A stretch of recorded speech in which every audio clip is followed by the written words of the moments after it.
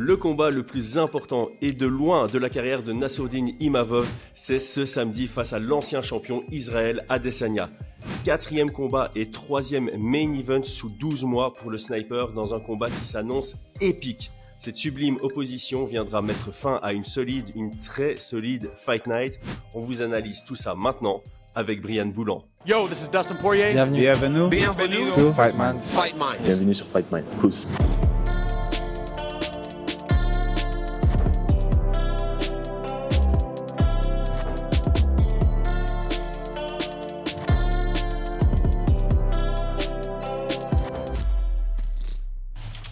Paris sur le MMA avec Unibet. Quelle sera l'issue du combat? Une soumission? Un KO? Paris sur la prime numéro 1 avec Unibet. 100 € de bonus sur ton premier pari. Commençons par analyser Nassourdine Imavov contre Israël Adesanya. Ce combat intéresse toute la sphère MMA, pas uniquement nous, les supporters du MMA français. Brian, explique-nous quand même ce qui t'intéresse toi particulièrement dans cette opposition.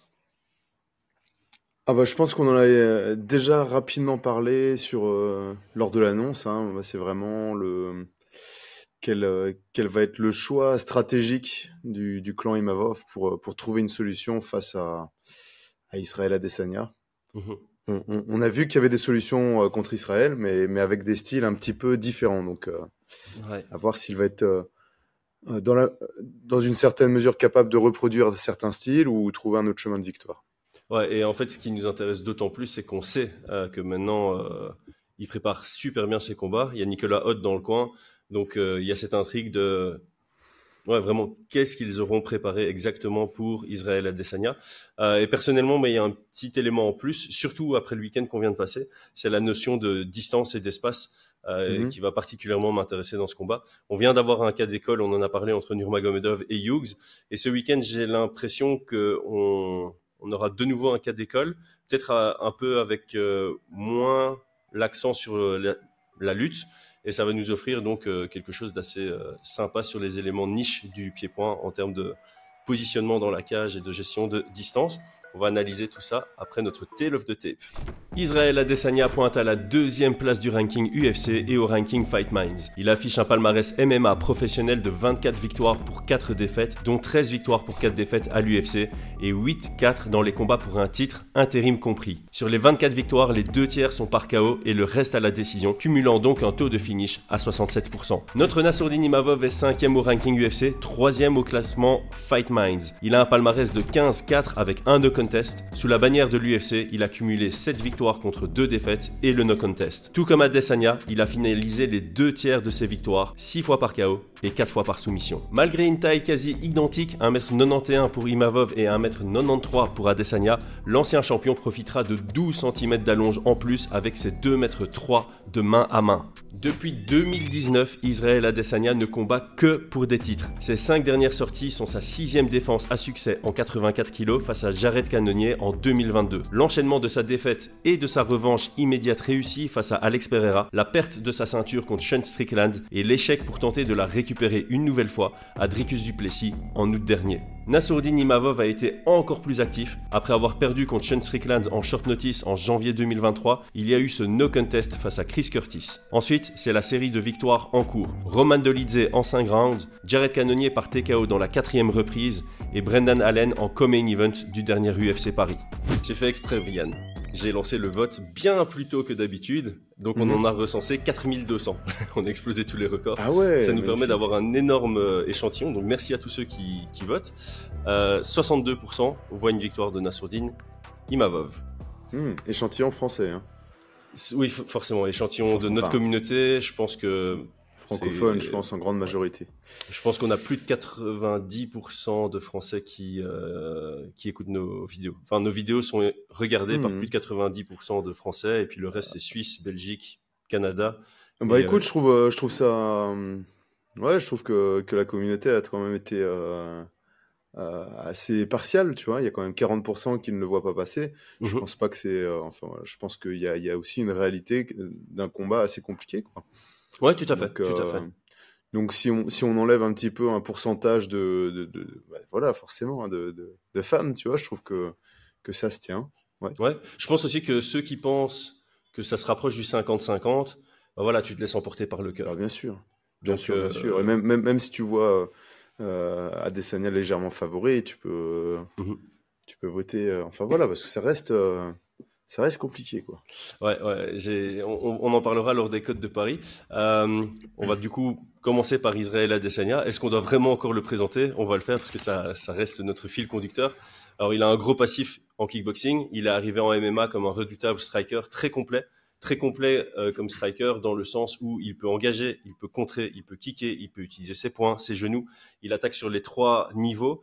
49% de frappes qui vont à la tête, 21% qui vont au corps, 30% qui vont aux jambes. J'ai déjà beaucoup vanté, moi, ces gars qui répartissent de manière si équitable les cibles qu'ils visent, parce que ça les rend difficiles à lire, ça rend la tâche défensive bien plus complexe. Tu dois tout défendre, tu dois défendre toutes les armes aussi, il n'y a pas que des points qui viennent. Et pour couronner le tout, il a un très bon jeu de feinte sur lequel il fait des bons reads et il a un bon jeu de jambes de très haut niveau. Qu'est-ce qu'on peut ajouter à ça, Brian? Bah écoute, pas grand-chose, hein. Moi, les petites choses que j'ai rajoutées, donc faut savoir que c'est un droitier, mais qui est capable de changer de garde. Il utilise beaucoup ce qu'on appelle la longue garde, donc avec un bras vraiment devant qui vient un petit peu devant les yeux et qui permet de jabber sans trop de puissance, mais de manière beaucoup plus rapide, vu que Ouais. 3/4 du chemin a déjà été fait. Tu l'as dit, hein, les déplacements sont très bons. Moi, j'avais noté sur sa défense de lutte, on a vraiment sa première ligne de défense qui sont les déplacements. Ouais. Deuxième ligne de défense, moi j'ai appelé, ce qu'on appelle circle, c'est pas moi qui l'appelle. Enfin, c'est-à-dire qu'une fois au clinch, il va cercler pour empêcher le lutteur de pousser, tu vois, et de mettre au sol. C'est une très bonne défense. Et puis on a vu quand même, je m'attendais pas à ce qu'il ait, comment dire ça, une aussi bonne défense. Enfin, peut-être pas, c'est peut-être ça, pas ça le terme, mais sur son dernier combat contre Dricus, une défense avec un overhook et puis il va poster pour chercher à pouvoir se relever ou aller vers la cage. Donc il y a vraiment un schéma défensif qui a été bien développé. Ouais, voilà. C'est un des rares combattants qui évolue au plus haut niveau, qui a su monter au plus haut niveau avec vraiment comme arme son striking, quoi. Ouais. Et pour moi, c'est un révolutionnaire. Il a un peu révolutionné l'approche du sport, tu vois. De ce côté-là, d'arriver au plus haut niveau en ayant son arme principale, le striking, et pour moi en étant niveau ceinture bleue en jiu-jitsu, tu vois. Ouais, c'était ça. C'était vraiment ça. C'est exceptionnel, quoi. C'est vraiment exceptionnel. Ouais, et comme tu l'as dit, je pense que c'est important de souligner que son premier système défensif pour la lutte, ce sont les déplacements.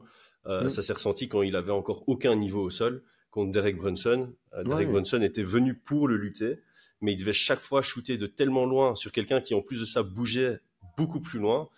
C'était téléphoné et la distance qu'il devait couvrir, ça permettait à Adesanya d'avoir un long temps de réaction et les contres ont été relativement faciles, quoi. Donc ça illustre très bien ce que tu dis.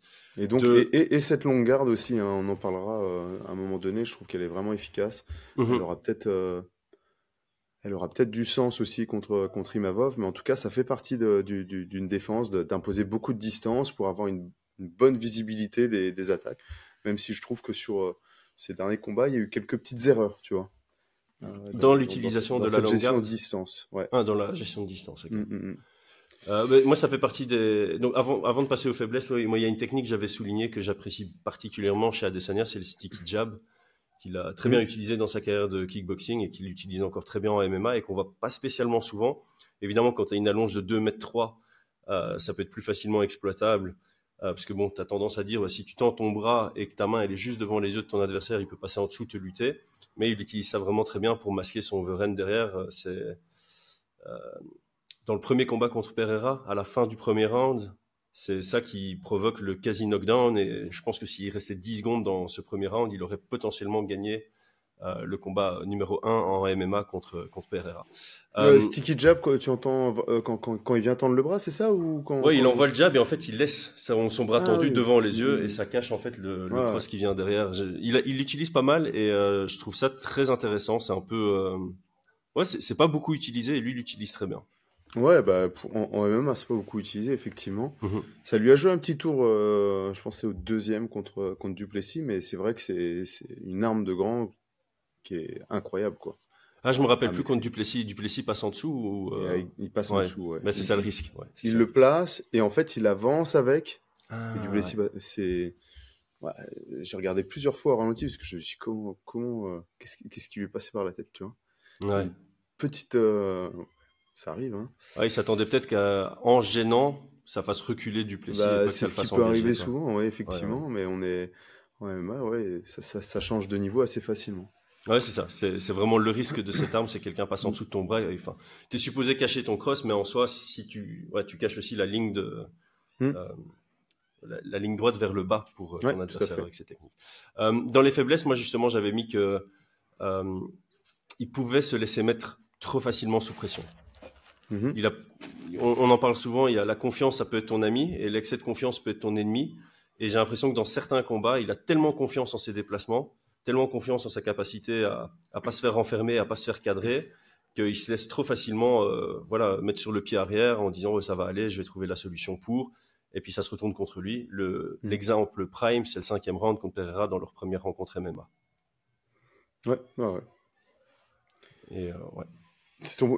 Ouais, bah écoute, Ça, c'est ma faiblesse numéro 1 Ouais, pour tu ce en avais déjà combat-ci. parlé, Pour hein. ce combat-ci, ouais. Tu en avais déjà parlé, hein. Effectivement, il essaie de corriger ça.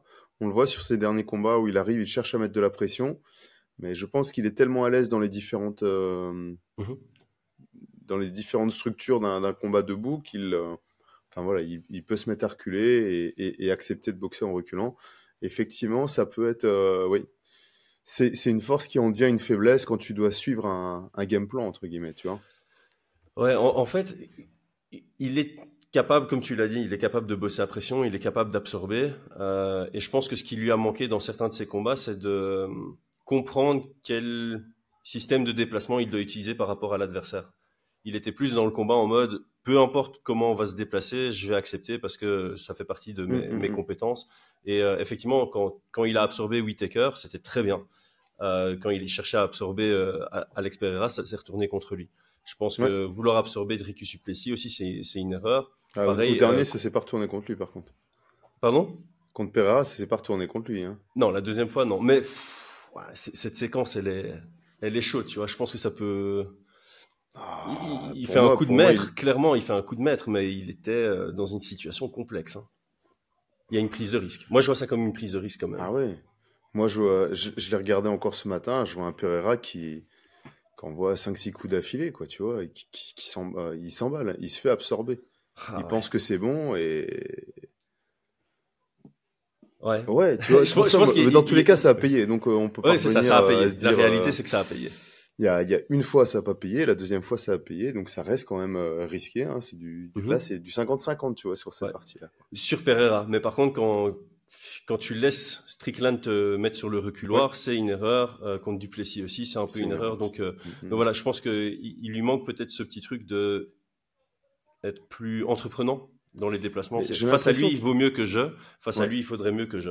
Ouais, je suis entièrement d'accord là-dessus. J'ai l'impression qu'il veut le faire en début de combat, et puis après, il trouve il en oublie un petit peu le game plan, de se forcer à mettre de la pression, de revenir sur les rails, même s'il a dû désengager, même s'il a dû boxer de temps en temps en arrière, mais que au-delà de...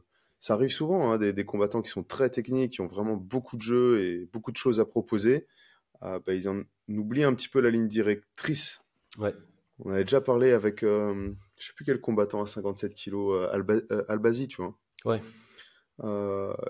Pour moi, pas un gros jeu techniquement en boxe, il y a pas grand-chose, tu vois. Enfin, c'est relativement simple. Par contre, il suit un game plan. S'il l'a plus, bon, il perd, hein, on l'a vu la dernière fois, mais qui est de mettre la pression cadrée. Et après, il est sur du jab, du 1-2, du 1-2-3, des trucs très très simples, du 6-3, du percute arrière crochet. Mais il va arriver jusqu'au titre. Par contre, si tu le fais sortir de cette dynamique de combat, on voit qu'il est complètement limité, tu vois. Ouais, parce qu'en fait, c'est un des piliers de son jeu. Et dès que ce pilier du jeu s'écrase, le jeu s'écrase. Pour moi, ça doit être un des piliers du jeu en général, tu vois. La ligne directrice, et puis ça, tu rajoutes de la technique. Ouais. Et effectivement, des fois, oui, comme tu le dis, à Adesanya, on pourrait se dire que cette ligne directrice, il est tellement à l'aise dans toutes les lignes directrices qu'il en oublie que ça a une grosse importance. Ouais, Ouais, c'est ça. Et en fait, qu'il y en a une qui sera plus optimale par rapport au profil qu'il affronte. Et que ouais, je te rejoins, 100%. L'autre faiblesse, bah, forcément, un très très bon striker. Bah, là où il a déjà été mis en difficulté, c'est dans le département du grappling. Tu l'as dit, ça s'améliore grandement. C'est difficile de l'amener au sol. Mais si tu y parviens, bah, il y a un chemin vers la victoire dans ce département-là. Oui, écoute, je pense que c'est une de ses plus grandes faiblesses. Mhm. Il a, voilà, on en a rapidement parlé, sa défense de lutte qui est assez particulière, très adaptée à son physique, donc difficile pour ses adversaires d'avoir ce type de sensation à l'entraînement, parce que bah, si tu fais des entraînements de lutte, tu es très très rapidement au corps à corps, enfin voilà, t'as pas grand chose. Là, comme on l'a dit, il y a ce long arm, cette main qui est devant, qui vient devant les yeux et qui garde à distance. Il y a ce qu'on appelle les circles, donc il va bien se déplacer. Dès que tu vas tout droit, bah, il est parti. Il a rajouté aussi, alors c'est pas, il n'utilise pas forcément avec un crochet, mais le déplacement du Cuban check hook, tu es en face comme ça, et puis tu pars sur le côté en changeant de garde. Il utilise, ça aussi, c'est des très très bons déplacements face à des lutteurs. Ouais. Et puis, une fois au sol, bon, bah, il continue à refuser absolument le sol. Et ce qu'il a compris, c'est que une fois les deux épaules au sol, ça devient très très compliqué de se relever. Donc, c'est vraiment son objectif absolu de ne pas avoir les épaules au sol. Ouais, il est intelligent dans le sens où il va mettre toute l'énergie possible et imaginable dans le fait d'éviter cette situation où il aurait les deux épaules au sol. Mais c'est clair que si tu passes ces étapes de défense, tu passes ces lignes défensives, pour moi, après, il y a un boulevard, clairement. Exactement, notamment parce qu'il a dépensé beaucoup d'énergie à vouloir ne pas se retrouver dans cette situation, et parce qu'en plus, encore une fois, comme les systèmes défensifs qu'il a développés à l'entraînement, c'est le focus de ne pas se retrouver sur ses épaules, bah forcément, quand il se retrouve sur ses épaules, il a moins d'expérience. Bah oui, bien sûr. Alors par contre, sur la question de la fatigue, je trouve quand même que sur son combat contre Du Plessis, c'est Du Plessis qui utilise énormément d'énergie à passer ses lignes de défense, tu vois. Ah ouais. Et je trouve qu'au deuxième round, eh bien, ou alors, je sais plus, il y a une amenée au sol où il réussit à se remettre debout parce que Du Plessis fait n'importe quoi dans son dos, là, tu vois, il tombe, là. Il se slame la tête tout seul.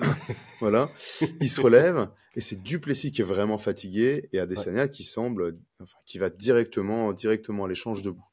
Donc je trouve qu'elle est quand même assez économe et je pense que en plus de ça, dans ses entraînements, il doit faire, tu vois, de la défense de lutte, puis boxer derrière, défense de lutte, puis boxer derrière. Et on le sent très à l'aise quand il se relève. C'est pas genre grande respiration, comme si j'ai pris un gros bouillon et tout. C'est directement, il est focus pour boxer.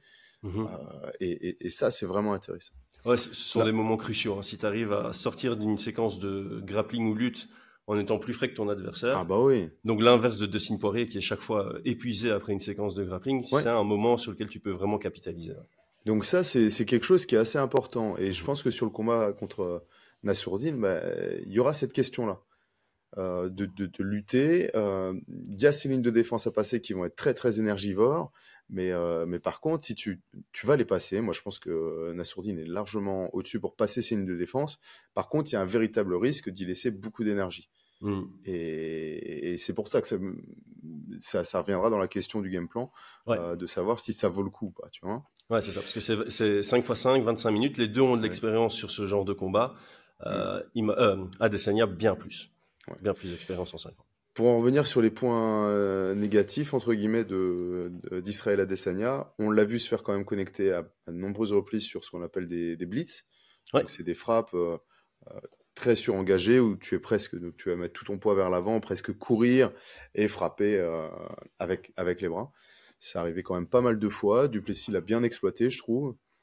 Et Du Plessis a montré aussi qu'il y avait, entre guillemets, encore une fois, une petite ouverture sur le côté droit d'Israël Adesanya.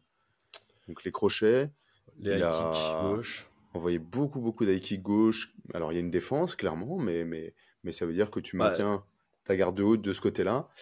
Et sur les sorties, Gastelum l'a mis salement en difficulté sur un high kick gauche. Ça remonte, hein, mais... Oui, bien sûr, mais bon, après, voilà, hein, les défauts, ça se corrige pas de saison en saison, hein, donc ça peut toujours être présent. Et plus ça avance dans les rounds, et bah, plus ça peut revenir, même si tu les as corrigés pendant des années, tu vois. Ouais. Donc il y a le côté droit de Israël Adesanya que je trouve légèrement exploitable. Mhm. Et je trouve quand même qu'il prend des jabs, tu vois, que les déplacements sont très très bons, mais les mouvements de tête, c'est pas non plus. Je sais pas ce que tu en penses, mais j'ai trouvé qu'il a pris quand même. Ça lui arrive de se faire connecter avec des jabs, avec des crochets, avec Ouais. un mouvement de tête. Alors le corps, ça bouge bien, mais le mouvement de tête, je trouve qu'il est. Voilà. Après, Moyen. ça reste compliqué d'avoir les deux, on est d'accord, hein, de Ouais, se tout à fait. déplacer et en plus de déplacer sa tête. Mais voilà, ça peut Ouais. être exploitable. Par rapport à son style, je pense que c'est mieux d'exploiter davantage le footwork que les mouvements de tête, mais c'est quelque chose sur lequel tu peux jouer. Et je pense que, notamment, Strickland, c'est quelque chose sur lequel il a vachement joué. Il a réussi à limiter les déplacements d'Israël Adesanya. Et étant donné qu'il n'a pas des super mouvements de tête, tout ce qui était jab et cross, ça passait. Ouais. Voilà, c'est comme ça que je le résume.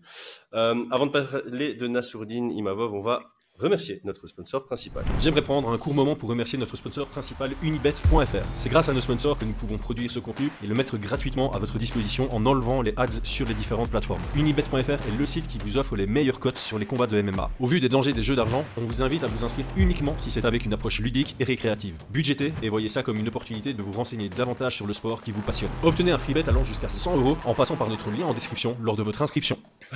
Nassourdine Imavov a été tellement actif récemment qu'on l'a beaucoup analysé, donc on le connaît un peu par cœur maintenant. Hein. Striker qui va plutôt faire parler ses points, travaillant majoritairement sur du in and out, très rapide, avec un bon coup d'œil. Ses déplacements sont de plus en plus quali. Il est aussi capable de mieux varier son jeu et le rythme de ses frappes aussi. Il progresse de combat en combat, je trouve qu'il progresse. La plupart de ses défauts lors de ses premiers combats UFC commencent vraiment à disparaître. Il a l'air plus en contrôle de ses émotions, il a l'air d'être plus concentré sur ses game plans. Il a l'air même de mieux gérer son énergie. C'est pas encore parfait, mais je trouve que c'est en bonne voie. Qu'est-ce que tu veux mettre en lumière sur le jeu de Nassourdine? Qu'est-ce que je veux mettre en lumière? Sur la question des émotions, je pense que... je sais pas si tu as vu le dernier reportage je pense que c'est La Sueur qui l'a fait. C'est dans ma to-do list. Ah tu dois le faire, c'est un peu tard là. Mais en tout cas, voilà, sur les... ça aurait été bien pour l'analyse, c'est ça? Ouais, sur les sparring, je trouve ça super intéressant parce que son partenaire d'entraînement, donc boxe et le chauffe, tu vois, pour le faire un peu sortir de ses gonds, tu vois. Il va le chambrer, il va dire ça n'a pas touché et tout, tu vois, histoire d'être toujours en train de le titiller, tu vois. Ouais. Et donc il y a un spoiler alerte, j'ai mieux que regarder la vidéo qui arrive sur notre chaîne. Ouais, t'as mieux, mais en tout cas, ça donne l'information que c'est travaillé en l'entraînement, qu'il est capable de bosser sans émotion, ça, j'ai vraiment, vraiment beaucoup apprécié. Donc maintenant, moi, la question des émotions, je vais la rayer des défauts qu'il peut avoir, tu vois. Ouais, ou même des facteurs X. Ou des facteurs X. Voilà. Je pense que ça sera plus trop un problème, même si c'est un finisseur, donc on peut avoir à un moment donné une action assez chaude où il va dépenser beaucoup d'énergie. De l'idée, premier round, ouais. Ouais, voilà. Hein. In and out, hein, vraiment le style soviète de boxe.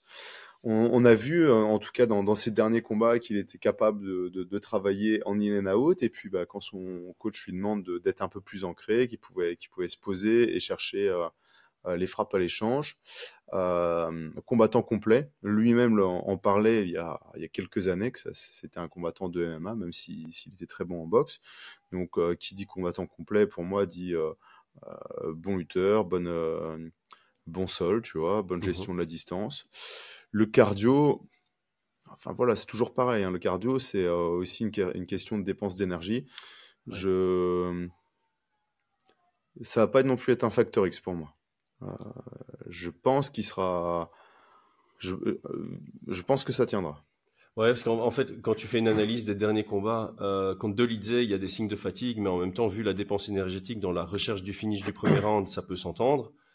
Cannonier finish au 4e round, donc ça c'est plutôt... Ouais, donc ça c'est bon. Et puis alors c'est le dernier, tu vois, Et puis Allen, ouais, mais c'est en 3 rounds, et j'ai l'impression que l'un comme l'autre sont partis du principe, je suis un gars qui peut combattre en 5 rounds, donc je vais devoir augmenter l'intensité. Ah oui, et il y avait peut-être une perte, comment dire, peut-être qu'ils avaient oublié En tout cas, les deux avaient fait pas mal de 5 rounds sur leur dernier combat, et donc ils étaient plus habitués à la gestion sur 25 minutes que sur 15, et donc ça a trop dépensé.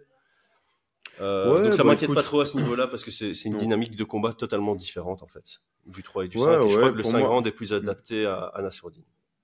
Je pense, et puis ce dernier combat, effectivement, il y a quand même une bonne dépense d'énergie qui a été faite des deux côtés, donc ouais, ils sont capables de faire 3 rounds à 100%. Ça aurait été un 5 rounds, ils auraient peut-être fait les 3 premiers rounds à 80, et les 2 derniers aussi, tu vois. Donc là-dessus, je vais pas trop m'inquiéter, surtout vu la dynamique d'un combat avec Israël Adesanya. Ouais, exact. Ça sera plus mesuré que ce qu'il a pu connaître récemment, je pense. Exactement. Voilà. Je pense qu'on a tout dit. Bah, les points négatifs, là, il y aura je pense, un bon déficit d'allonge.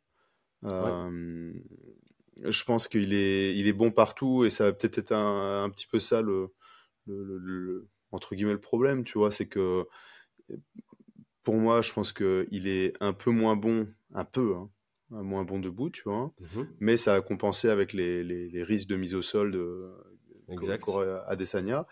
Je pense qu'en lutte, s'il allait 100% en lutte, pour moi, ça risquerait d'être difficile, et pareil en grappling, tu vois. Ouais, c'est un peu ça, la grille de lecture du combat. C'est que tu as un pur striker, vraiment, un qui est plutôt complet, mais sa force reste le pied-point. Et donc, par conséquent, dans les analyses classiques qu'on fait, c'est quand tu te concentres un peu plus sur la diversité et le fait d'être complet, ta force va moins ressortir. Donc, tant que c'est debout, il y a un léger avantage à Adesanya, de prime abord, sur papier en tout cas. Et la question qui se pose, c'est du coup, comme tu es plus complet, tu as plutôt intérêt à faire parler ta lutte et ton grappling. La question, c'est est-ce que tu y parviens? Et 2, si tu y parviens, quelle est la dépense d'énergie d'un côté et de l'autre? C'est un peu les deux questions qui peuvent se poser. Moi, dans les faiblesses, ce sera pas trop, ce sera même pas du tout, je pense, d'actualité dans ce combat. Mais j'avais noté, avant son combat contre Allen, il y a beaucoup de temps de contrôle chez l'adversaire. Donc, une de ses défaites, c'est Phil Howes, qui avait 11 minutes 6 de contrôle sur 15 minutes. Son combat contre Dolidze, il le gagne, mais il y a 10 minutes de contrôle, un peu plus de 10 minutes de contrôle pour Dolidze sur 25 minutes. Cannonier, il avait grosso modo 2 minutes de contrôle par round sur les 3 premiers rounds, 2 minutes 5, 2 minutes 16, 1 minute 57. Et là, quand on regarde le dernier combat qui a eu lieu entre cette analyse et maintenant, Allen a gagné le premier round avec du temps de contrôle. Donc ça, c'est un des axes d'amélioration pour Imavov. Il peut vraiment laisser beaucoup de temps de contrôle à son adversaire, ce qui permet à l'adversaire de prendre des minutes. L'avantage de Imavov, c'est qu'il frappe fort, donc il arrive à les récupérer assez facilement, mais voilà, sur une vision à long terme, c'est quelque chose qu'il faudra regarder. Ici, contre Adesanya, je pense pas que ça rentre en compte. Non, ça rentre pas en compte. Après, et peut-être qu'avec l'évolution des juges aussi, ça rentrera plus en compte dans les années, parce que le contrôle passe après l'impact. Voilà. Donc 3 minutes de contrôle, même 4 minutes de contrôle, 1 minute d'impact de l'autre côté. Ouais, c'est ça. C'est lui qui passe. Clairement. Et c'est peut-être d'ailleurs, à la limite, ça deviendra stratégique de dire je vais pas utiliser trop d'énergie dans absolument vouloir sortir du clinch ou ce genre de choses. C'est dès le moment où l'autre a du contrôle mais n'en fait rien, il marque 0 point, littéralement 0 point. Ouais, ça sera à surveiller, entre guillemets. Si ça lui joue un tour sur un combat, effectivement. Mais, ça lui a joué un tour contre Phil Howes. C'était quelle année ça, Phil Howes? Mais c'est genre son 3e combat UFC, si je dis pas de bêtises. C'était très frustrant à regarder. Ça, je me souviens que c'était très frustrant à regarder. Non, son 2e combat UFC. Il perd à la décision majoritaire. Et c'est vraiment ça, parce qu'il domine sur les frappes, 57 frappes à 31, à son avantage. Mais voilà, tu es sur 4 takedowns et tu es sur 11 minutes de contrôle. Et de tête, le contrôle est plus à la cage qu'au sol. Ouais, faut voir. Il faudrait voir les notations. Comme je te dis, des fois, effectivement, le contrôle peut jouer sur... il y avait un 10... Imave qui met 18 sur le dernier round pour un juge. Ah ouais. Ouais, parce que c'est 32 frappes à 9. Avec, c'est marrant ça, 3 minutes 13 de contrôle pour Phil Howes. Donc il le contrôle pendant 3 minutes 13 et les frappes c'est 32 à 9. Ouais. Je me souviens plus exactement. Je me demande s'il n'y a pas un beau coup qui passe pour Nassourdine. En tout cas, clairement, ça pourrait être exploité par des adversaires qui se disent, je vais le contrôler 2 minutes, je vais être plus impactant, puis le recontrôler, plus impactant, etc. Clairement. Je pense que l'analyse statistique que tu fais quand tu vas affronter Imavov, c'est ça. Tu tombes d'office sur ses stats. Et après, c'est la question de est-ce que c'est quelque chose qui rentre dans mes compétences ou pas. Pour Israël Adesanya, tu tombes dessus, tu te dis non, c'est pas quelque chose sur lequel je vais être trop regardant. Sauf si tu sens que voilà, tu commences à fatiguer, il y a un round, tu penses que tu le prends de justesse, tu es en train de le prendre de justesse, il reste 45 secondes, tu dis allez, je vais aller le coller à la cage et me garantir le round. C'est sur des petites décisions, détails que ça peut se jouer. On va passer au Factor X juste après une petite pub. Nous remercions CyberGhost VPN de sponsoriser cet épisode. CyberGhost est l'un des VPN les plus recommandés sur Trustpilot avec 38 millions d'utilisateurs qui leur font confiance. VPN, en français, c'est réseau privé virtuel, un outil pour se protéger contre le piratage, les sites malveillants et pour surfer en toute tranquillité, peu importe où l'on se trouve. En un seul clic, votre adresse IP est masquée et vos données sont cryptées. Au-delà de la sécurité en ligne qui devient un sujet de plus en plus essentiel, j'ai décidé de rejoindre CyberGhost après une expérience très ennuyante pour l'UFC 291. Et oui, j'ai manqué le high kick de Justin Gaethje sur Dustin Poirier. Tout ça parce que j'étais en vacances en Italie. À l'époque, le diffuseur de l'UFC pour nous les Belges, c'était DAZN. Et mon compte DAZN belge était bloqué quand j'étais en Italie. Malheureusement pour moi, pour créer un compte DAZN Italie, il me fallait une carte italienne, ce que je n'avais pas. Résultat, non seulement j'ai raté un moment marquant de l'histoire de l'UFC, mais en plus de ça, j'ai perdu 45 minutes de mes vacances pour chercher une solution. Ça arrive rarement, certes, mais quand ça arrive, c'est extrêmement rageant. Pour à peine discrètement au-dessus de 2 € par mois, j'ai un outil intuitif, facile d'utilisation qui me permet de ne pas me stresser avec la surveillance non désirée et le hacking. Cela m'assure aussi de pouvoir regarder les sports de combat via mes comptes DAZN et RMC, même quand je voyage. De plus, CyberGhost est compatible avec plus de 40 autres plateformes de streaming, vous permettant ainsi de profiter de votre contenu préféré où que vous soyez. Et vous pouvez vous connecter à des serveurs dans plus de 100 pays pour toujours bénéficier d'une connexion fiable. J'ai une bonne nouvelle pour notre communauté via notre lien en description. CyberGhost VPN vous offre 4 mois sur l'offre de 2 ans. Vous pourrez utiliser le VPN sur 7 appareils différents en même temps. Le petit plus, rien à perdre, tout à gagner grâce à leur garantie de remboursement de 45 jours. Pour moi, il n'y a qu'un gros facteur X, on en a déjà parlé plusieurs fois autour de ce combat, c'est la motivation d'Adesanya. Depuis 2019, il est que dans des combats avec un titre en jeu, 12 fois de suite pour être précis. Ce week-end, c'est une première depuis longtemps, sans cet enjeu. On en a parlé, il a été champion, il est plus champion, il reprend sa ceinture, il repère sa ceinture, il recombat pour cette ceinture, il n'y arrive pas. Quel type de motivation tu peux avoir maintenant quand tu t'éloignes réellement pour la première fois de ta carrière de cette ceinture? Voilà, moi, je pense pas que ce soit un gros facteur X. Je pense qu'il vient très motivé. Je pense qu'il vient pour gagner. Ne fût-ce qu'en voyant le fait d'avoir Robert Whittaker dans son camp, je pense que c'est un indicateur comme quoi il le prend très au sérieux. Donc voilà, ce facteur X, autant je me posais vraiment la question quand on a fait notre première vidéo ressentie, autant ici, je pense qu'on aura la bonne version de Israël Adesanya. Écoute, oui, moi je pense aussi, je pense que c'est un gros investissement que de faire venir Whittaker. Donc je pense qu'il l'a pris très très au sérieux. Je pense que il sait qu'il doit arriver préparé à certains styles et qu'il peut pas juste faire ça un peu au talent. Donc là le choix de Robert Whittaker, je pense que c'est en lien avec ça. Le fait d'être bien préparé entre guillemets au style, d'avoir ce type de profil. Et ouais, non, pour moi, c'est plus un facteur X. Comme tu le dis, je pense qu'il arrivera très bien préparé, très motivé, et que ça sera un Adesanya, enfin voilà, très très bon. Je pense qu'il n'y aura pas d'excuses non plus si Nassourdine gagne, tu vois. S'il gagne, pour moi, il aura eu ouais, qui vient pour sa dernière danse, mais à 100%, tu vois. Ouais, en fait, c'est avec John que j'en avais parlé. Il y a autant sur l'instant T, on sera tous d'accord pour dire ok, si Nassourdine gagne, c'est une grosse victoire parce que on s'attend à Adesanya à 100%.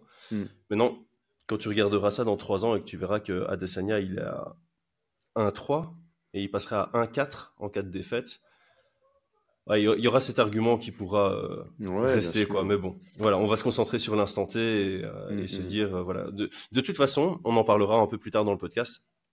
Les codes de Paris sont alignés avec le fait qu'on a un Adesanya à 100%.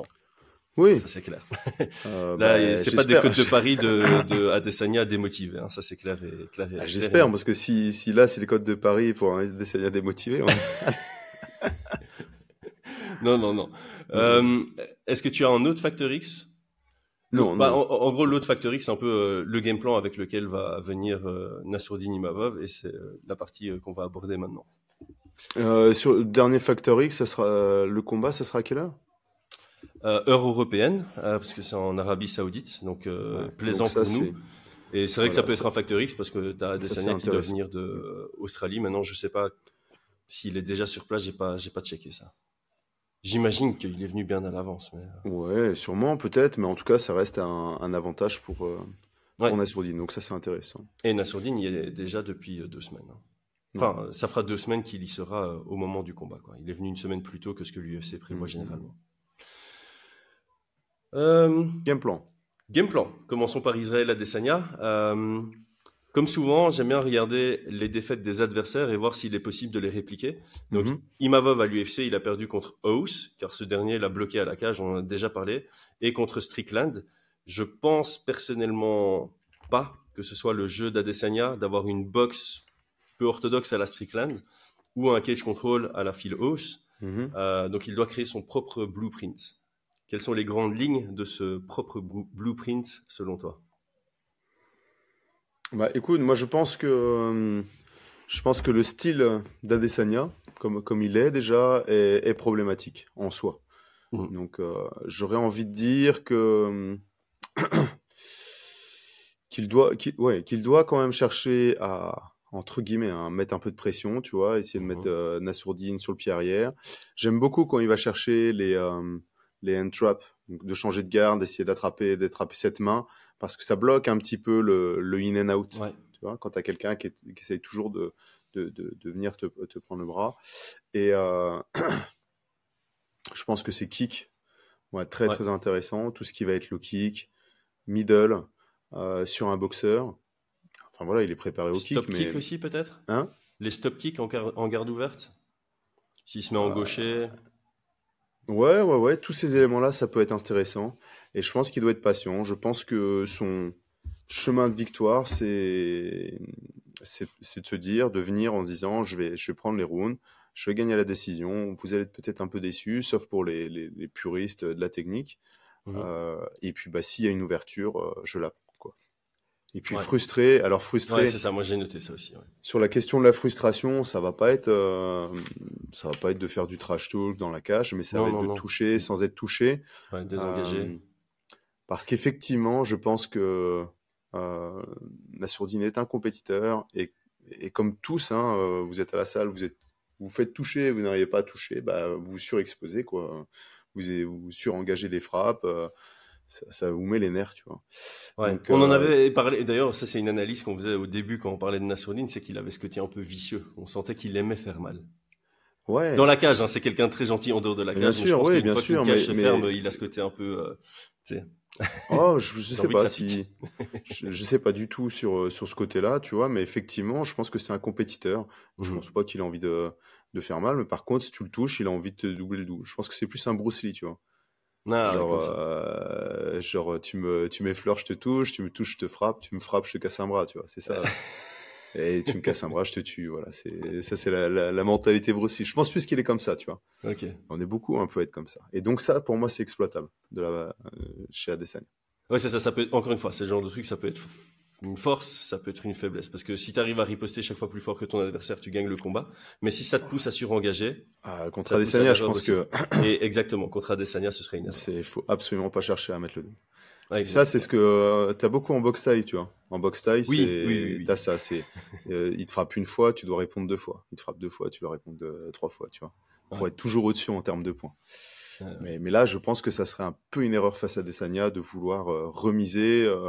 rentrer dans un concours comme ça, de toucher plus fort en retour. Ouais, d'ailleurs, ça fait partie aussi des forces d'Adesanya d'être capable de frustrer avec un cumul de frappes qui sont pas spécialement puissantes, mais où l'adversaire, à partir de 2 minutes dans le round, se dit mais on en est où là? Le mec, il m'a touché 18 fois, je l'ai peut-être touché 2 fois. J'ai tout ça à rattraper, il me reste 3 minutes, il faut que j'aille à la guerre. Et je pense qu'Adesanya doit jouer là-dessus dans ce combat. Ouais. Moi, j'avais noté qu'il devait un peu anticiper la stratégie de Nassourdine, qui va vouloir venir de loin pour rentrer au boxing range et mettre la pression potentiellement, ce qui signifie qu'Adesanya va devoir beaucoup bouger. J'avais aussi noté beaucoup bouger et mettre la pression s'il en est capable. Il doit peut-être absorber vers les low kicks, ou en tout cas beaucoup travailler sur les low kicks. Quand tu es sur un bon boxeur, en général, il y a beaucoup de moments où il y a du poids sur la jambe avant. Donc chercher à spammer la jambe avant quand tu es sur 25 minutes, ça peut être très utile. Et alors j'avais noté frustré en désengageant beaucoup, forcé à surengager pour contrer, un peu comme il a fait contre Robert Whittaker dans leur première rencontre. Ouais. Je pense que ça c'est vraiment un truc sur lequel il peut... s'il y a un genre de game plan qui doit reprendre du passé, c'est ça. On en a déjà parlé, hein, Nassourdine n'a pas le style d'un des vainqueurs d'Adesanya. Donc Pereira, Dricus du Plessis, Strickland et Blachowicz. Ils ont proposé des approches qui ne rentrent pas totalement dans le set de compétences d'Imavov. En revanche, on en avait déjà parlé aussi, on avait l'impression qu'il peut prendre des bribes de chacun pour créer son propre chemin vers la victoire. On est d'accord là-dessus ? Ouais, je pense. Alors moi, j'ai fait une petite liste de ce sur quoi il peut s'inspirer. Tu me diras si tu es d'accord et si tu avais noté ça aussi. Donc, du côté de Strickland et Pereira, il y a un point commun, c'est la pression. Ouais. Ça, je pense que c'est un élément que Nassourdine est capable de mettre en avant. Blachowicz et Dricus du Plessis, c'est l'aspect lutte opportuniste. Purement Strickland, les attaques en ligne, jab et cross, qui ont été ennuyants. Si tu prends Strickland et Blachowicz, ce sont des systèmes défensifs qui annulent le jeu de feinte, soit par variété, soit par double défense. Je vais essayer de m'expliquer. Donc, Strickland, il a juste une défense qui est très variée. Donc, à chaque fois qu'il y a une feinte de Adesanya, il dit « Ok, il a réagi comme ça, donc si je fais ça, ça va passer. » Et en fait, la deuxième fois qu'il feinte, c'est un autre système défensif et son attaque ne passe pas. Donc, c'est varier tes systèmes défensifs. Et double défense, c'est ce que fait beaucoup Blachowicz. Genre Blachowicz sur les jabs, il chasse beaucoup avec la main arrière. Et donc moi, mon analyse de ce combat, c'était Adesanya va jouer avec ça. Il va feinter, ça va chasser, il va feinter, il va passer sur un 1-3, ça va passer. Sauf que Blachowicz, il fait pas que chasser. Il chasse et il recule sa tête. Et donc il n'y avait pas l'ouverture sur le 1-3. Et il y a que des trucs comme ça un peu. Chez Blachowicz, j'ai l'impression qu'il y a double système défensif. Donc il va chasser et en plus de ça, il va reculer le buste. Et donc ça, je pense que ça peut être aussi intéressant dans la faculté à annuler le jeu de feinte et la lecture du jeu de Blachowicz. Et dernier, c'est Dricus du Plessis, c'est varier un maximum ton approche, que ce soit offensive ou défensive, pour te rendre le plus illisible possible, parce que l'une des forces de Adesanya, c'est de très rapidement comprendre comment tu combats et jouer de son expérience pour trouver son chemin vers la victoire. Ouais, effectivement, hein, c'est plutôt bien. Moi, je te rejoins sur le game plan. J'avais noté la question de la pression. Je pense que l'utilisation du jab, ça peut être pas mal, dépendant un petit peu du travail qu'Adesanya proposera en termes de low kick. Ouais. S'il utilise peu les low kicks, alors le jab pourrait être intéressant. Toutes les frappes qui viendront du côté droit. Et je pense qu'il y aura un intérêt pour Nassourdine à partir du 3e round, tu vois. Forcément, dans la fatigue, Adesanya se déplacera un peu moins. Ouais. Je trouve que dans la fatigue, il a tendance à accepter les échanges à courte distance. C'est vrai. Et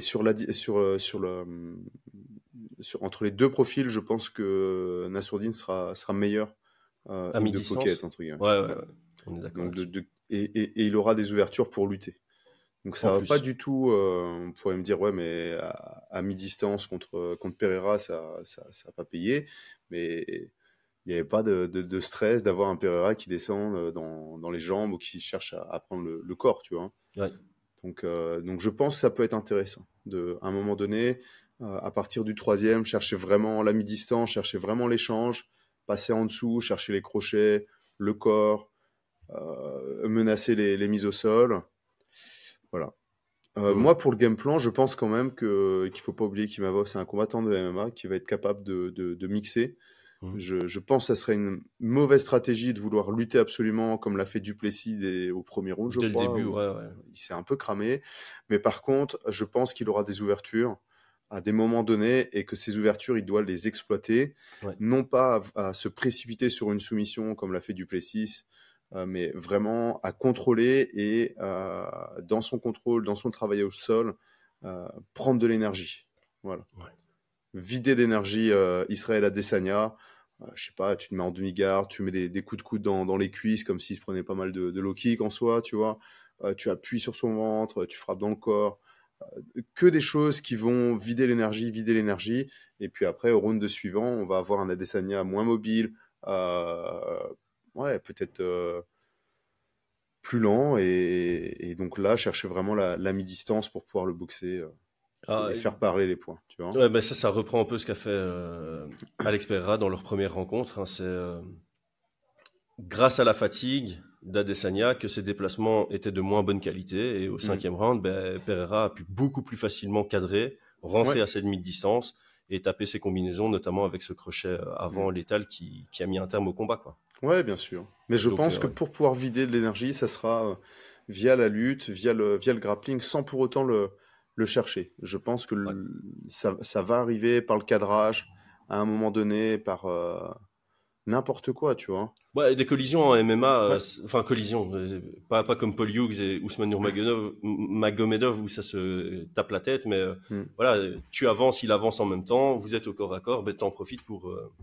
rester au corps à corps et pas pour reset directement, quoi. Et je pense que il doit travailler aussi un système offensif de lutte relativement efficace. Donc alors bon, on l'a vu, il va facilement, donc soit il va désengager, partir sur les côtés dès que tu contactes avec lui. Donc ça, je pense que le mieux, c'est de pouvoir plutôt descendre dans les jambes que sur un bodylock, parce que sur un bodylock, tu te fais un petit peu valser, tu vois.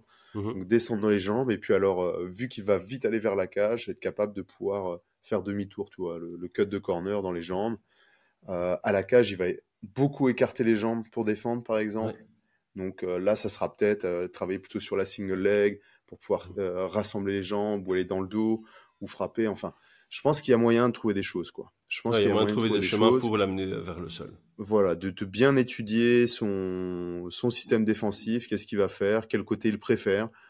Là, comme ça, si je le vois en train de défendre, je le vois plutôt avec en étant de profil avec l'underhook ou l'overhook droit, tu vois. L'underhook gauche, l'overhook droit, par exemple, et chercher à rentrer à l'intérieur, partir d'un côté puis partir de l'autre. Donc tout ça, ça reste exploitable. Ça reste exploitable. Si tu sais qu'il va chercher à rentrer l'underhook gauche, tu fermes bien ton côté droit, tu frappes, et puis au moment où il essaye de le passer, tu remets ton underhook, tu vois. Enfin, il y a des choses qui sont exploitables. Donc je pense que ça sera fait en amont, et je pense qu'il y a vraiment la possibilité pour Nassourdine de trouver une ouverture et de mettre au sol. Sans utilisation d'énergie. Ouais, je suis d'accord. Parce que Duplessis, je trouve qu'il a... Mais bon, ça c'est Duplessis, quoi. C'est son truc, quoi. Il sera vite fatigué, il est champion. Bon dans la fatigue, il a gagné les champions. Et c'est aussi un truc important, je crois. C'est que le côté un peu brouillon, le côté où tu dis mais pourquoi il met pas sa main ici, ou qu'est-ce qu'il fait, eh bien, il laisse toujours des ouvertures à l'adversaire de pouvoir défendre. Et donc, si l'adversaire défend, il utilise de l'énergie, tu vois. Et donc, il défend, il repart sur autre chose, il replonge, un peu comme Merab. Et ce côté qui n'est pas parfait, eh bien, il est parfait pour prendre de l'énergie parce que l'autre est toujours en train de travailler, en pensant qu'il y a une porte ouverte. Enfin, il y a une porte ouverte, il court dedans, et puis ça referme, il y a une porte ouverte, il court dedans, et puis à la fin, il est fatigué, quoi. Ouais, ça quand ton cardio peut être une arme, c'est le genre de truc que tu peux te permettre, comme Dricus mais ça sera pas... Par contre, ce sera pas le cas. Non, non, ici on est sur quelque chose de beaucoup plus technique, hein, du côté de Nassourdine. Donc, on sait par exemple que si tu fais une comparaison Strickland-Dricus Duplessis, que j'ai pas mis ici, ce qui a posé problème à Adesanya contre ces deux profils, c'est le côté peu orthodoxe, peu académique.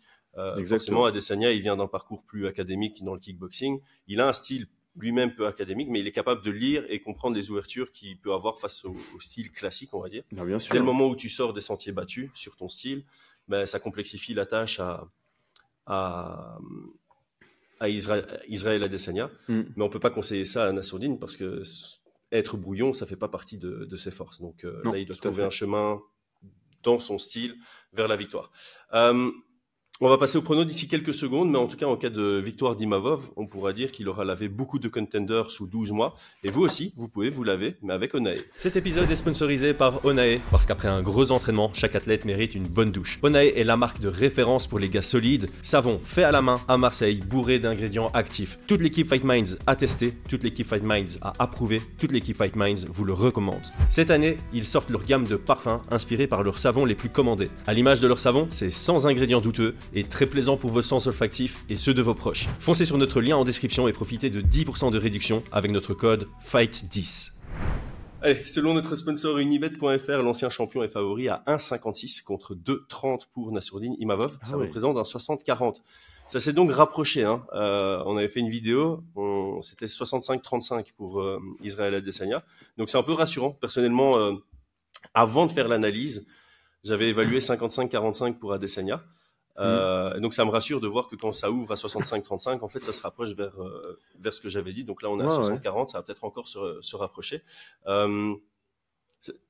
T'es d'accord avec ça, le fait que ça se rapproche? Ouais. Et toi t'avais quoi comme sur le narratif, j'étais plutôt sur un 55-45. Maintenant pour Adesanya? Ouais. Je voyais Adesanya légèrement favori parce que malgré ses défaites, ses combats étaient plutôt très bons. Et comme on l'a dit, ses défaites, c'est sur des profils très, très particuliers, quoi. Ouais. C'est 3 contre 3 champions, donc la crème de la crème. 4 même, en fait. Si on prend Blachowicz, c'était aussi pour oui, la ceinture. Oui, tu as entièrement raison. Donc oui, je le vois légèrement favori. Par contre, je vois Nassourdine capable de faire l'exploit, en fait. Je pense qu'encore une fois, on a beaucoup de matière sur Adesanya. Il y a beaucoup de matière à étudier et je pense qu'il est capable de créer l'exploit. Bah écoute, c'est un peu... donc ton prono va se diriger du côté Imavov? Ouais, je pense qu'il va... Je pense qu'il va nous étonner. Là, si j'imagine le truc... Je le vois par exemple en monte à mettre des coups de coude, tu vois. Non, je le vois prendre ses ronds. Ah bah écoute, donc moi j'avais mis 55-45 dans mon ressenti. Maintenant que j'ai fait une analyse en revoyant un peu les combats, je penche même vers le 50-50 tout simplement. Et l'avantage de donner un 50-50 sur papier, c'est de pouvoir pronostiquer un peu avec le cœur. Donc moi je vois Imavov à la décision, même si ma préférence rejoindra la tienne. J'aimerais bien qu'il le finalise par TKO. Ma vision, toi... c'est pas forcément qu'il le finalise par TKO. Ouais, parce que il me semble que pendant le ressenti, tu voyais un chemin vers un étranglement arrière. Oh, j'avais peut-être dit ça. T'avais dit ça. Non, je pense pas un étranglement arrière. Je pense que non, personnellement, je vois plutôt une décision. Je le vois commencer à partir du 3, 4, 5. Je le vois prendre le 3, 4, 5, tu vois. Ah, okay, peut-être un premier round un peu serré où on va avoir, tu vois, sur Twitter, pas mal de gens qui disent 19 à un tel, 19 à un tel, mais je le vois prendre 3, 4, 5. Ouais, okay. Et avoir un Israël Adesanya un peu dégoûté à la fin. Un finish, c'est compliqué quand même. Mais ça pourrait arriver, hein, clairement. Ça pourrait arriver. Là, je vous parle du plus probable. Plus probable, je le verrais prendre une décision. Mais par exemple, les coups de coude, je vois pas forcément un finish sur un coup de coude. Je vois être capable de sortir et puis s'il le finit debout, une guillotine, un anaconda, ça pourrait être pas mal aussi. Anaconda, il pourrait le passer. Après, c'est vrai que Adesanya, sur ses 4 défaites, il se fait finaliser 2 fois, une fois par soumission, une fois par KO. On l'a vu proche de se faire finaliser dans d'autres combats, donc il y a un chemin. Ouais, bien sûr. Mais bien sûr, c'est pas facile, c'est pas donné. Ok, bah écoute, on a fait le tour de ce combat. Mauvaise nouvelle, les amis. On avait prévu de faire une analyse macro de Bolaji Oki contre Al Selwadi, qui était un chouette combat, vraiment sur papier. Malheureusement, il est annulé, donc on a travaillé pour rien, parce qu'on va pas faire une analyse d'un combat annulé quand on sait qu'il est annulé. Mais vraiment dommage, parce que moi, je crois que ce combat passait clairement en dessous des radars, parce qu'on est sur 2 gars qui ont moins de 3 combats à l'UFC, mais l'opposition était intéressante. Hein. Ouais, clairement. Donc, il nous reste à parler du reste de la carte, en sachant que jeudi, on fera une analyse de la carte principale sous l'angle des cotes de Paris. Je pense avoir vu une bonne nouvelle aussi que Ziam contre Davis passait en carte principale. Exactement. Donc, celui-là, on l'a déjà analysé. C'est disponible sur la chaîne. Donc, si vous voulez l'analyse complète de l'autre combat d'un Français de ce week-end, c'est là. Il nous reste plus qu'à passer en revue le reste qui nous intéresse. Ouais. Vas-y, je te passe la balle. Ah bah moi, je t'avoue que sur la carte principale, il y a beaucoup de choses qui m'intéressent. Hein. Ouais, c'est bien que tu précises parce que sur la carte préliminaire, moi, il n'y a plus qu'un truc qui pourrait m'intéresser, quoi. Ah oui. Bah, Ouais. je pense que McKinney, voilà, c'est toujours Ouais, fun, ce que j'allais qu'il gagne dire, ou qu'il quoi. perde. Donc, si tu enlèves ta casquette stratégie et tu dis, OK, ça va être un combat fun, il y a ça qui reste. Mais le reste de la prélim, maintenant qu'il n'y a plus Bolaji et que Ziam est passé en main card, ouais, je suis moins intéressé par la prélim. Par contre, effectivement, sur la carte principale, je te repasse la balle, désolé, je te l'ai volé. Non, du tout. Bah écoutez, forcément, Ziam Davis, moi, ça va être le combat que j'attends. Ça, on en avait parlé, c'est vraiment des combats qui m'emballent le plus sur les prochains combats des Français. Enfin, non, pas bien évidemment après Imavov Adesanya. Ouais. Mais c'est vraiment un combat qui m'emballe sur le côté voilà, fight, tu vois. Mais en fait, j'ai peut-être choqué les gens, mais autant sur l'enjeu, c'est indiscutable, mais autant sur le combat en lui-même, tu vois, si on fait abstraction de l'enjeu, je crois que j'ai plus d'intrigue. Si Ouais, tu fais c'est abstraction enjeu et stratégie et côté vraiment où on va être stressé pendant le combat, d'office, Imavov Adesanya. Mais par contre, sur le côté, je pense que ça va fighter et ça va peut-être un peu aller dans tous les sens et ça va être fun à regarder. Voilà. Je pense exactement. plutôt. Ouais, voilà. Ouais, merci d'avoir rephrasé ce que je voulais dire parce que tu l'as mieux dit que ce qui était préparé dans ma tête. Donc celui-là, on l'a déjà analysé. Hein. C'est pour ça que côté vraiment fun fight, il va être très très sympa. J'ai entendu certains qui comprenaient pas le move, tu vois, d'avoir un Fares Ziam qui prend en dessous de Mike Davis sur le classement, qu'il aurait dû prendre un top 15. Mais pour moi, ça reste quand même deux profils qui s'équivalent. Je pense que l'UFC est conscient, tu vois, comme je l'avais dit, moi, Mike Davis, il est mal classé parce qu'il est inactif, mais il a le niveau de quelqu'un de presque classé, voire classé. Donc une victoire ici, il est underdog, Ziam, donc une victoire ici, encore une fois, automatiquement, c'est une belle perf, et je pense que l'UFC va valoriser ça. Et ça pose question, t'es classé 10 places au-dessus et t'es underdog sur un gars bien en dessous, bon bah voilà, le combat est logique. Et je pense que l'UFC, encore une fois, propose un combat où soit elle gagne. Donc un Fares Ziam qui l'emporte, bah, ça va faire exploser sa cote de popularité pour un UFC Paris, ça peut être un main event. Davis qui l'emporte, eh bien c'est un talent qui a été très peu actif et qui lui permettrait de vraiment revenir sur le devant de la scène et donc l'UFC gagne dans tous les cas là-dessus. Ouais, l'UFC gagne, c'est clair. Et en plus de ça, ils sont tous les deux relativement jeunes, si je dis pas de bêtises, donc celui qui perd pourra encore se reconstruire derrière. Ouais. Et il n'y aura pas de honte. Il n'y a aucune honte quand t'es Mike Davis à perdre contre Ziam. Et il n'y a aucune honte quand t'es Ziam à perdre contre Mike Davis. Ouais. Combat qui m'intéresse, c'est vraiment pas par ordre d'importance qui m'intéresse, mais le retour de Pavlovich, ça m'intéresse bien suite à ces 2 défaites, c'est ça ? Deux de suite. 2 défaites d'affilée, hein, donc ça m'intéresse un petit peu pour mettre... enfin voilà, après je suis pas un super grand fan des poids lourds, mais là je pense que Rozenstruik ça va être compliqué, je sais pas du tout où est-ce que ça en est les codes de Paris, on verra ça, mais je le vois être capable de finir Rozenstruik. Ouais, c'est le genre de combat où t'as 2 mecs qui ont des kettlebells à la place des mains, un gars qui est plus attentiste que l'autre, qui est plus dans l'attente pour pouvoir contrer, donc et Pavlovich qui a pas trop peur d'engager, ça devrait finir dans le premier round. Jeudi on en parlera, mais à mon avis, si la cote est intéressante sur le finish au premier round, je pense que je me positionnerai dessus. Et puis effectivement, le co-main event, Chara contre Page, ça c'est sympa. Ouais, cela j'ai peur. J'avoue que ce combat-là, j'ai peur. J'ai peur qu'il soit beaucoup plus ennuyeux que ce qu'on pense. Qu'on est plus sur de la name value, mais que la dynamique de combat soit moins plaisante que ce qu'on peut imaginer. Je pense que Chara va mettre à la cage et va bloquer ou des trucs comme ça. pense qu'on va avoir un peu la même stratégie. Venom Page, c'est un peu... Si t'as pas quelqu'un face à lui qui engage ou surengage, le combat peut vite devenir un combat d'observation, tu vois. Et j'ai un peu cette crainte. Ouais, ça peut être fun, ça dépend de l'approche de l'un et de l'autre, et surtout celle de Charapoutine. Écoute, moi c'est Chara, mais je pense que Chara, ça va être très compliqué pour lui, donc il va être un peu obligé de faire du MMA. Et non, par contre, je pense que Page, lui, il va chercher un finish. Hein. Je pense qu'il va engager le combat. Je crois qu'on va tous les deux se positionner sur les mêmes codes de Paris là. T'es pas allé voir les codes sur ce combat? Ah, Page et Underdog. Ouais, okay, moi je crois que je vais un peu spammer ça. Ouais. Il y a une différence de poids aussi. Hein. Donc Page monte en middleweight pour ce combat, donc on discutera pour voir si ce facteur X influe sur les cotes. Mais d'un point de vue, je trouve que Chara c'est pas un gros. C'est pas un gros middle. Il paraît pas très imposant. Non, du tout. Donc ouais, il y a cette intrigue.